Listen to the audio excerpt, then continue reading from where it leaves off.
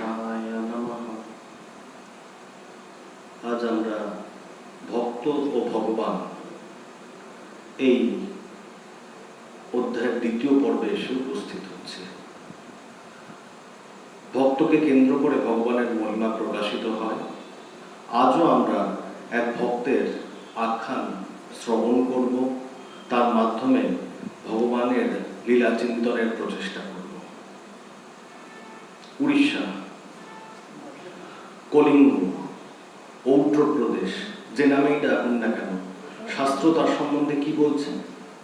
শাস্ত্র তার সম্বন্ধে বলছে, বর্ষানাং ভারত শ্রেষ্ঠ, দেশানাং উৎকল স্মৃতাঃ, উৎকলস্য সমদেশো দেশো নাস্তি মহীতলে। অর্থাৎ পৃথিবীতে যত ভূখণ্ড রয়েছে তার মধ্যে ভারত শ্রেষ্ঠ। বর্ষানাং ভারত শ্রেষ্ঠ, দেশানাং উৎকল স্মৃতাঃ, পৃথিবীতে যত প্রদেশ রয়েছে তার মধ্যে উৎকল বা কলিঙ্গ হচ্ছে শ্রেষ্ঠতম। উৎকলস্য সমদেশো দেশো নাস্তি মহীতলে, উৎকলের সমান দেশ বা প্রদেশ এই পৃথিবীতে, এই ধরনীতে আর কোথাও নেই। তো সেই উৎকল প্রদেশের নীলাচল ধাম, যাকে শ্রীক্ষেত্র বলা যেতে পারে, শঙ্খক্ষেত্র বলা যেতে পারে, পুরুষোত্তম ক্ষেত্র বলা যেতে পারে, বা পুরী নামেও আমরা ডাকতে পারি, সেই নীলাচল ধামে অবস্থান করছে জগন্নাথ দেব। তাকে কেন্দ্র করে ভক্তদের লীলা খেলা গড়ে উঠছে। এইরকমই এক ভক্ত, অত্যন্ত সাধারণ এক ভক্ত, নাম তার বলরাম দাস। অত্যন্ত সাধারণ, আপাত দৃষ্টিতে দেব দেবী দ্বারা হয়তো করুণাপ্রাপ্ত, কিন্তু ভক্তি সুতোয় গাঁথা তার যে গানগুলি রয়েছে তা অনন্য। তো সেই বলরাম দাসের কথা আজকে আমরা আলোচনা করব। বলরাম দাস হতদরিদ্র একজন ভক্ত। 5 জন ভিক্ষায় যা দেয় তার মাধ্যমে তার সংসার নির্বাহ হয়। অবশ্য সংসার বলতে তিনি একাই রয়েছেন। তার কাজ কি?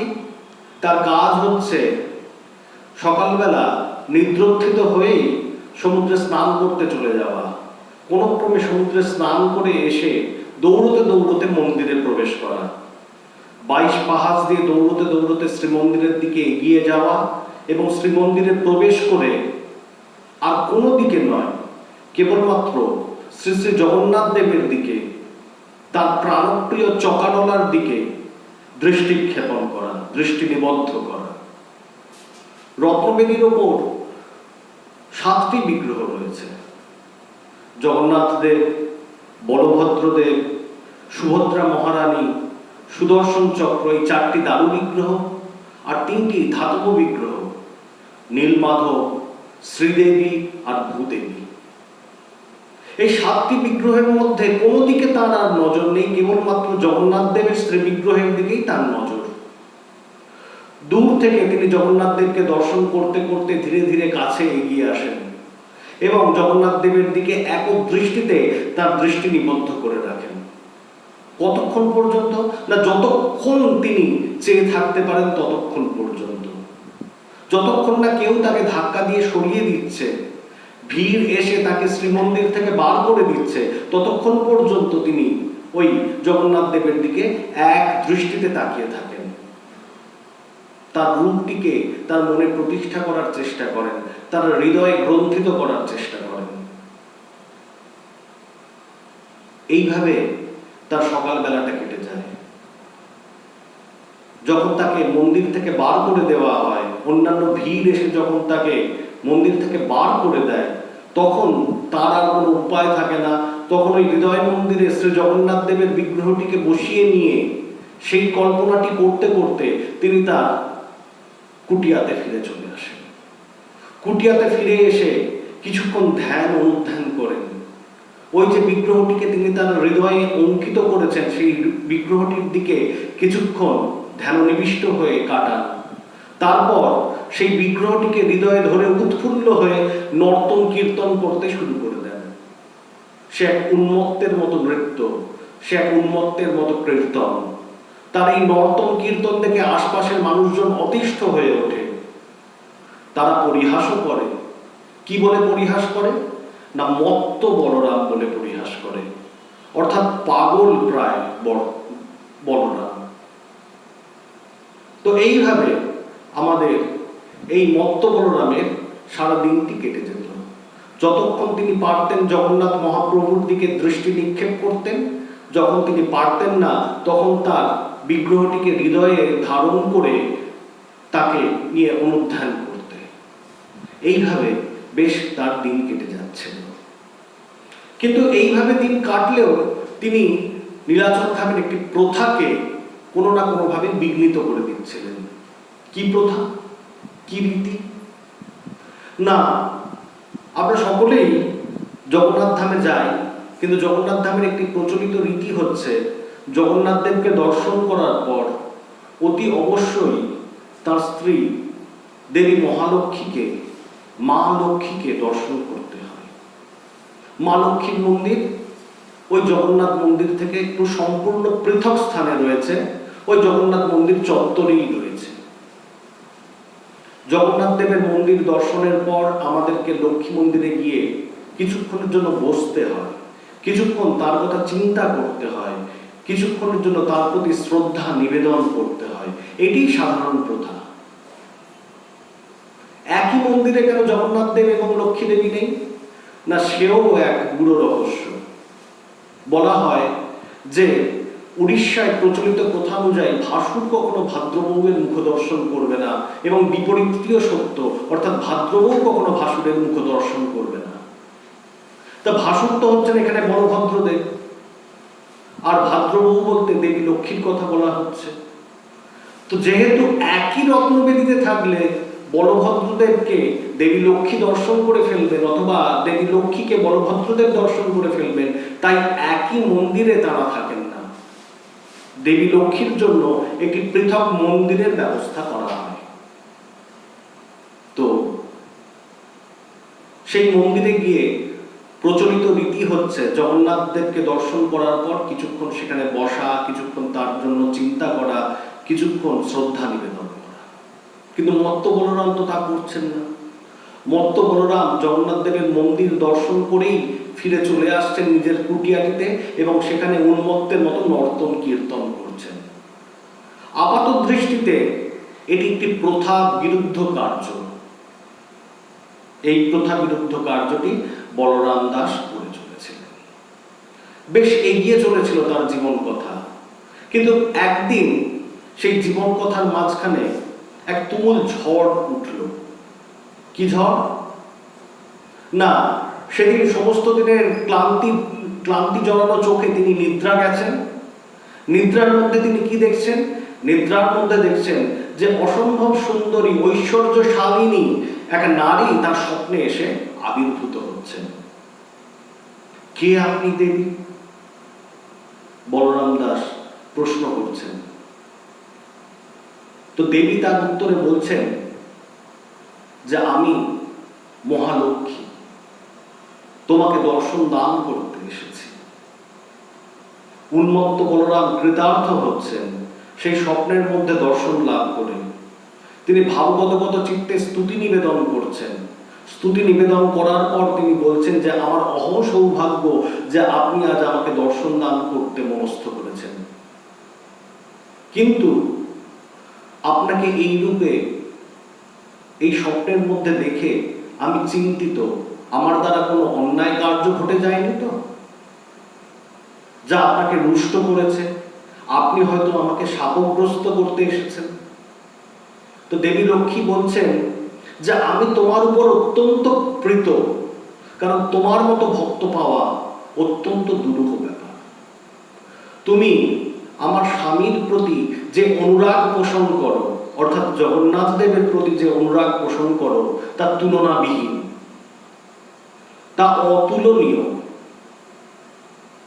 কিন্তু একই সঙ্গে তুমি এমন কিছু আচরণ করছো যা মর্যাদাকে ক্ষুণ্ণ করে, যা আমার স্বাভাবিক প্রতিষ্ঠাকে ব্যাহত করে। না, কি করছি? মত্ত বলরাম ওই স্বপ্নের মধ্যেই বলে ওঠেন যে কি করছি, কি এমন কার্য করছি যাতে আপনার মর্যাদা ক্ষুণ্ণ হয়, যাতে আপনার প্রতিষ্ঠা লোভ পায়? তো দেবী লক্ষ্মী বলছেন যে তুমি মহাপ্রভুকে দর্শন করতে যাচ্ছ তো বটে, এক মন দিয়ে তাকে দেখছো তো বটে, কিন্তু দেখার পর আর আমার মন্দিরে তুমি যাচ্ছ না, তুমি আমাকে শ্রদ্ধা জানাচ্ছ না, তুমি আমাকে পূজা নিবেদন করছো না, তুমি আমার প্রতি সম্মান প্রদর্শন করছো না। এতে আমি কিছু মনে করি না, কিন্তু একটি ঘটনা ঘটে যাচ্ছে। তোমাকে দেখা দেখি অন্যান্য সব ভক্তরাও আমার মন্দিরে আসা ছেড়ে দিচ্ছে, তারা জগন্নাথ দেবকে দর্শন করছে, দর্শন করে বেরিয়ে চলে যাচ্ছে, আমার মন্দিরে আসার প্রয়োজনীয়তাটুকু অনুভব করেন। তো তুমি যদি এই আচরণ পালন না করো, এরপর আরো ভক্তরা আসবে যারা আমার মন্দিরে দর্শন না করে বেরিয়ে চলে যাবে। তাই তোমাকে তোমার আচরণ ঠিক করতে হবে। আমাকে পুজো দেওয়ার দরকার নেই, আমাকে শ্রদ্ধা জানানোর দরকার নেই, কিন্তু রীতিনীতি প্রতিপালনের জন্য তোমার অন্তত কিছুক্ষণের জন্য আমার মন্দিরে এসে অবস্থান করতে হবে। এই মন্দিরে অবস্থান করে একটু বসতে হবে, আমার কথা চিন্তা করতে হবে না, আমাকে শ্রদ্ধা জানাতে হবে না, কিন্তু তুমি যে ওইটুকু সময় বসবে তাই নিদর্শন হিসেবে অন্যান্যদের সামনে স্থাপিত হয়ে যাবে। এইটুকু করতে পারবে তো? মত্ত বলরাম লজ্জিত হচ্ছেন, লজ্জিত হয়ে বলছেন যে বা আমার দ্বারা এক অন্যায় সংঘটিত হয়েছে, আমি ইচ্ছাকৃতভাবে সে অন্যায় কার্য করিনি। আসলে মহাপ্রভুকে দর্শন করি, চকাডলাকে দর্শন করি, তারপর আর আমার মনে কোনো কিছুর আশ থাকে না।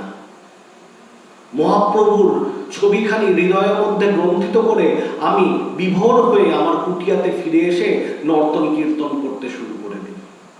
তবু আমার বলছি যে আমার ভুল হয়েছে, আমি আপনার মন্দিরে গিয়ে উপস্থিত হই না। কাল থেকে আমি জগন্নাথ দেবের মন্দির দর্শনের পর অতি অবশ্যই আপনার মন্দিরে যাব, বসবো, শ্রদ্ধা নিবেদন করব এবং অতি অবশ্যই ভক্তিভাবে আপনাকে প্রসন্ন করতে চাইব। স্বপ্ন শেষ, নিদ্রা ভঙ্গ হচ্ছে মত্ত বলরামের, এবং তিনি বুঝতে পারছেন নিজের ত্রুটিটির কথা। অনিচ্ছাকৃত, কিন্তু ত্রুটি তো বটে। তো যাই হোক, পরদিন সমুদ্র স্নান করছেন মত্ত বলরাম, তারপর মন্দিরের দিকে দৌড়তে দৌড়তে যাচ্ছেন। তখনও তার মনে আছে কথাটি যে তাকে জগন্নাথ দেবকে দর্শন করার পর মা লক্ষ্মীর মন্দিরে যেতে হবে, সেখানে গিয়ে দর্শন করতে হবে মা লক্ষ্মীকে, কিছুক্ষণ বসতে হবে, শ্রদ্ধা নিবেদন করতে হবে। শক্তি ব্যতিরেকে তো ব্রহ্ম অচল, তাই মা লক্ষ্মীকে সন্তুষ্ট না করলে জগন্নাথ দেবের দরজা খুলবে কি করে, তিনি উপলব্ধি করছেন এবং এই কথা উপলব্ধি করে শ্রীমন্দিরে গিয়ে উপস্থিত হচ্ছেন।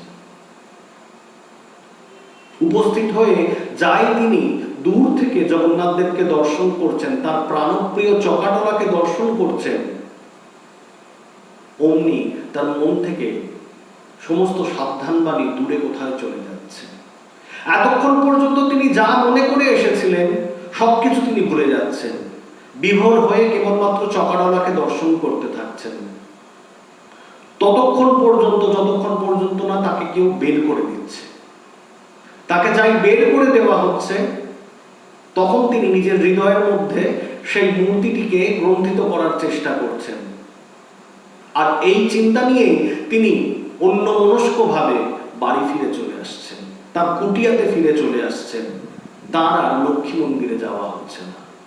উন্মত্তের মতো সারাদিন ধরে নর্তন কীর্তন করছেন এবং সারাদিনের শেষে যখন রাত্রে এসে উপস্থিত হচ্ছে, তখন তিনি আফসোস করে বলছেন, আহা, আমি মাকে কথা দিয়েছিলাম, আমি মা মহালক্ষ্মীকে কথা দিয়েছিলাম যে আমি তার মন্দিরে যাব, শ্রদ্ধা নিবেদন করব, পূজা অর্পণ করব, কিন্তু সে কথা তো আমি রাখতে পারিনি।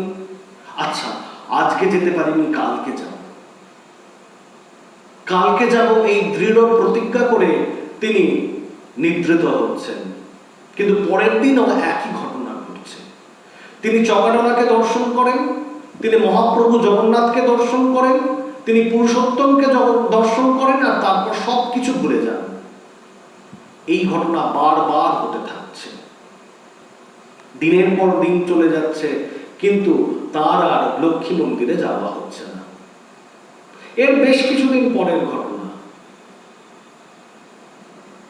মত্ত বলরামের স্বপ্নে দেবী লক্ষ্মী আবার এসে উপস্থিত হচ্ছেন এবং উপস্থিত হয়ে কিছুটা রাগত স্বরে তাকে সাবধান করছেন। দ্বিতীয়বারের জন্য তাকে সাবধান করে দিয়ে যাচ্ছেন, যেন মত্ত বলরাম সতর্ক হয়, সতর্ক হয়ে যেন তার মন্দিরে গিয়ে উপস্থিত হয়। দেবীকে ক্রুদ্ধ দেখে মত্ত বলরাম ভীত হচ্ছে, সন্ত্রস্ত হচ্ছে, সতর্ক হচ্ছে, কিন্তু তার সমস্ত সতর্কতা আবার যথারীতি পরের দিন গিয়ে মন থেকে ধুয়ে মুছে সাফ হয়ে যাচ্ছে। এইভাবেই একের পর এক দিন কেটে যেতে থাকলো, কিন্তু মত্ত বলরামের আর লক্ষ্মী মন্দিরে যাওয়া হলো না। ইচ্ছাকৃত ভাবে নয়, অনিচ্ছাকৃত ভাবে তার আর লক্ষ্মী মন্দিরে যাওয়া হচ্ছে না। এইভাবে বেশ কিছুদিন কেটে গেল। শেষে সেই দিনটি এসে উপস্থিত হলো, যে দিনটিতে মত্ত বলরামের জীবনে এক বড় অভিশাপ নেমে এল। রাত্রে নিদ্রা যাচ্ছেন মত্ত বলরাম, দেবী লক্ষ্মী স্বপ্নে এসে উপস্থিত হচ্ছেন এবং রাগত স্বরে তাকে বলছেন, তুমি জানো বলরাম, তুমি কোথায় বসবাস করছো? তুমি স্ত্রী ক্ষেত্রে বসবাস করছো। শ্রী, শ্রী মানে কি জানো? শ্রী মানে লক্ষ্মী। তুমি স্ত্রী ক্ষেত্রে বসবাস করে আমাকে, এই স্ত্রীকে বা লক্ষ্মীকে তুমি অপমান করছো। তুমি প্রত্যহ কোন মন্দিরে যাও জানো বলরাম? তুমি প্রত্যহ শ্রী মন্দিরে যাও। সেই শ্রী মন্দিরে গিয়ে তুমি আমার মন্দিরে না এসে এই স্ত্রীকে বা লক্ষ্মীকে তুমি অপমান করছো। তুমি শ্রী বিগ্রহ দর্শন করতে যাও, কিন্তু এই স্ত্রীকে অস্বীকার করে, এই লক্ষ্মীকে অস্বীকার করে। আমাকে অস্বীকার করার ফল তোমাকে ভোগ করতে হবে। আমি জানি যে তুমি ইচ্ছাকৃত ভাবে আমাকে অস্বীকার করছো না, কিন্তু অনিচ্ছাকৃত ভাবে হলেও তুমি আমাকে অপমান করছো, যা নিদর্শন রূপে অন্যান্য ভক্তদের কাছে উপস্থিত হচ্ছে। আমি তোমাকে শাপ দিচ্ছি, শ্রীক্ষেত্রে থেকে যে তুমি আমাকে, এই স্ত্রীকে, এই লক্ষ্মীকে অপমান করছো, তার ফলশ্রুতি হিসাবে তোমাকে শ্রীক্ষেত্র থেকে অনতিবিলম্বে বহিষ্কার করা হবে। আর জীবদ্দশায় তুমি চাইলেও আর শ্রীক্ষেত্রে ফিরে আসতে পারবে না। ঘুম ভেঙে যাচ্ছে মত্ত বলরামের। একই শাপ দিলেন দেবী। মত্ত বলরামের মনের ভেতরে একটা অনুশোচনা জাগ্রত হচ্ছে, একটা দুঃখ, একটা শোক কোথা থেকে যেন উদ্রেক হচ্ছে। মত্ত বলরাম ওই দুঃখের মন নিয়ে পরের দিন সকালবেলা উঠে স্নান করে জগন্নাথ দেবের মন্দিরে উপস্থিত হচ্ছেন এবং কাঁদো কাঁদো স্বরে ভগবানকে নিজের দোষ ত্রুটির কথা জানাচ্ছে। কিন্তু সাপ তো সাপ, অভিশাপ তো অভিশাপ, তা তো ফলবে। দেখা যাচ্ছে কার্যক্ষেত্রে তাই হচ্ছে। 7 দিনের ভিতরে পুরী নরেশ, নীলাচলাধিপতি রাজা, কোনো এক কারণে এই মত্ত বলরামের উপর ক্রুদ্ধ হচ্ছেন এবং তাকে নীলাচল ক্ষেত্র থেকে বহিষ্কার করছেন। সারা জীবনের জন্য তাকে নীলাচল ক্ষেত্র থেকে বহিষ্কার করা হচ্ছে। তা মত্ত বলরাম যাবেন কোথায়? চরম দুঃখে তিনি নীলাচল ক্ষেত্র থেকে নিষ্ক্রান্ত হয়ে আলারনাথের দিকে এগিয়ে চলেছেন। সেই আলারনাথ, যেখানে বিষ্ণু মূর্তি উপস্থিত, শঙ্খচক্র গদা পদ্মধারী বিষ্ণু সেখানে উপস্থিত। একবার শ্রী চৈতন্যদেব রথের পূর্ববর্তী সময়ে যখন প্রভুর অনসর সেবা হয়, তখন পুরীধামে এসে উপস্থিত হয়ে জগন্নাথ দেবকে দর্শন করতে না পেরে কষ্ট পেয়েছিলেন, মনে দুঃখ পেয়েছিলেন, এমনকি আত্মহত্যা করবেন বলে চিন্তা করেছিলেন। তখন জগন্নাথ দেব আশ্বস্ত হয়ে বলেছিলেন, যে কদিন আমার দর্শন পাবে না সে কদিন ওই আলারনাথে গিয়ে অবস্থান করো, সেখানে ওই বিগ্রহকে দর্শন করা মানেই আমাকে দর্শন করা। তো সেই আলারনাথের বিগ্রহকে, নারায়ণ বিগ্রহকে দর্শন করবার জন্য চৈতন্যদেব আলারনাথে গিয়ে উপস্থিত হয়েছিলেন। ঠিক সেই প্রথাকে অনুসরণ করে জগন্নাথদেবকে দর্শন করতে পারবেন না, সেই দুঃখকে ভুলবার জন্য আলারনাথে গিয়ে উপস্থিত হচ্ছেন মত্ত বলরাম, এবং জীবনের শেষ 10টি বছর তিনি ওই আলারনাথে কাটিয়ে দিচ্ছেন। ধীরে ধীরে বয়স বাড়ছে, শরীর অশক্ত হয়ে পড়ছে, শরীর শিথিল হচ্ছে, ইন্দ্রিয়গুলো শিথিল হয়ে পড়ছে, স্নায়ুগুলো শিথিল হয়ে পড়ছে, দৈহিক কর্মক্ষমতা কমে যাচ্ছে। মত্ত বলরাম বেশ বুঝতে পারছেন যে তার আয়ু আর বেশি দিনের জন্য নয়। এই কথাটি অনুভব করে তিনি আরো কষ্ট পাচ্ছেন, কারণ আয়ু শেষ হয়ে আসছে, কিন্তু আয়ু শেষ হওয়ার আগে কি এক মুহূর্তের জন্য তিনি তার প্রাণপ্রিয় প্রভুর সেই বিগ্রহটি চকাডোলাকে দর্শন করতে পারবেন না? জগন্নাথ দেবকে কি এক মুহূর্তের জন্য দর্শন করা হবে না? এই চিন্তা তাকে গ্রাস করছে। তো তিনি মনে মনে স্থির করছেন যে একবার নীলাচল ধামের দিকে এগিয়ে যাওয়া যাক, দেখি না নীলাচল ধামে প্রবেশ করতে পারি কিনা। হতে তো পারে যে রাজা আমাকে ক্ষমা করে দিয়েছেন, আমার প্রবেশাধিকার যে নিষিদ্ধ হয়ে গিয়েছিল সেই নিষেধাজ্ঞা তিনি প্রত্যাহার করে নিয়েছেন। এই মনে করে তিনি তার অসমর্থ শরীর নিয়ে নীলাচল ধামের দিকে অগ্রসর হতে শুরু করলেন। যত তিনি নীলাচল ধামের দিকে এগোন তত তার শরীর ভঙ্গুর হয়ে পড়ে, তত তার শরীর অসুস্থ হয়ে পড়ে। প্রবল অস্বস্তি নিয়ে, প্রবল অসুস্থতা নিয়ে তিনি এগিয়ে চলেছেন। ওই দূরে নীলাচল ধাম দেখা যাচ্ছে, কিন্তু তিনি আর নীলাচল ধামে এসে পৌঁছতে পারছেন না। তিনি একটি বৃক্ষতলে শুয়ে পড়ছেন। তার নিঃশ্বাস প্রশ্বাস গ্রহণ এবং বর্জনে স্বাভাবিক অস্বস্তি ফুটে উঠছে। মনে হচ্ছে যেন তার জীবনের শেষ মুহূর্তে এসে উপস্থিত। ওই দূরে নীলাচল ধামকে দেখা যাচ্ছে, কিন্তু তিনি প্রবেশ করতে পারছেন না। তিনি চোখের জল ফেলে আফসোস করতে থাকছেন। দেবী লক্ষ্মীর অভিশাপ বাস্তবে প্রতিফলিত হচ্ছে। ভক্ত ভগবানের কাছে যেতে পারছেন না, তার মানে কি ভগবান ভক্তের কাছে আসবেন না? আমরা আগের দিনের আলোচনায় বলেছিলাম যে ভক্তের ভক্তি যখন কাঁচা থাকে তখন ভক্তকে মন্দিরে ভগবানের কাছে ছুটে যেতে হয়, কিন্তু ভক্তি যখন পেকে যায়, পাকা ভক্তিতে পরিণত হয়, তখন আর ভক্তকে ভগবানের কাছে যেতে হয় না, ভগবান ভক্তের কাছে ছুটে চলে আসে। তো এই অবস্থায় মত্ত বলরাম প্রভু জগন্নাথের কাছে উপস্থিত হতে পারছেন না, কিন্তু জগন্নাথ দেব তো মত্ত বলরামের কাছে আসতেই পারে। ভক্ত আসতে পারছে না, এই কারণে ব্যাকুল হয়ে আমাদের মহাপ্রভু শ্রীমন্দির থেকে নির্গত হচ্ছেন। ওই বৃক্ষতলে আসবেন বলে, ওই ধূলিধূসর ধরণীতে নেমে আসবেন বলে, যেখানে তার একান্ত প্রিয় ভক্ত মত্ত বলরাম শেষ নিঃশ্বাস ত্যাগ করতে চলেছে। মহাপ্রভু বেরিয়ে আসছেন দেখে দেবী লক্ষ্মী তাকে জিজ্ঞাসা করছেন যে প্রভু চললেন কোথায়?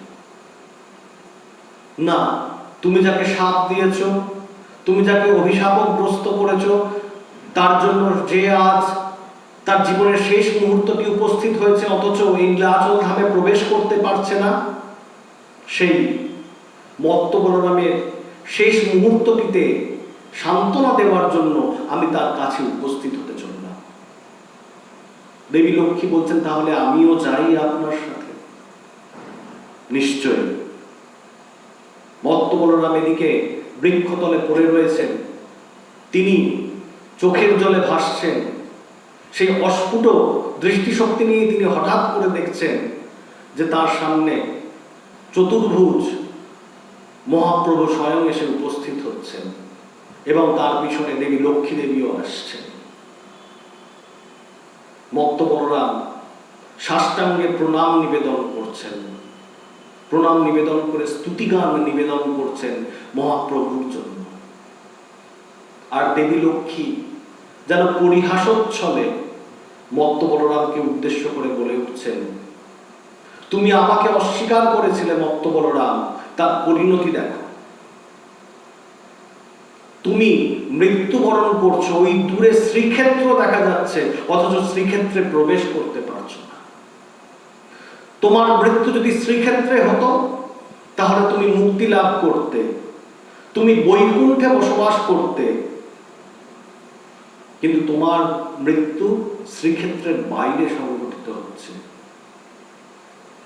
তার ফলে তুমি আর বৈকুণ্ঠে যেতে পারবে না, তুমি আর প্রভুর পার্ষদ হয়ে উঠতে পারবে না, প্রভুর নিত্যলীলার সঙ্গী হয়ে উঠতে পারবে না। আমাকে অস্বীকার করার ফল দেখেছ? তো মত্ত বলরাম দেবীর প্রতি অনুযোগের সুরে বলছেন, তা আপনি অভিশাপ দিয়েছেন ঠিক বটে, কিন্তু তবুও আমার মৃত্যুর পরে আপনি আমার বৈকুণ্ঠ বাস এড়াতে পারবেন না। আপনি যতই চান না কেন, আমি বৈকুণ্ঠে যাবই যাব। দেবী লক্ষ্মী ক্রুদ্ধ হচ্ছেন, ক্রুদ্ধ হয়ে বলছেন, এ কথা তুমি কি করে বলতে পারো?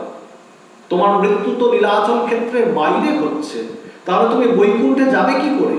এ কথা প্রচলিত যে নীলাচলের ভিতরে মৃত্যু হলে তবেই বৈকুণ্ঠে যাওয়া যায়। মত্ত বলরাম বলছেন, দেবী আপনি সেদিনকে কি বলেছিলেন?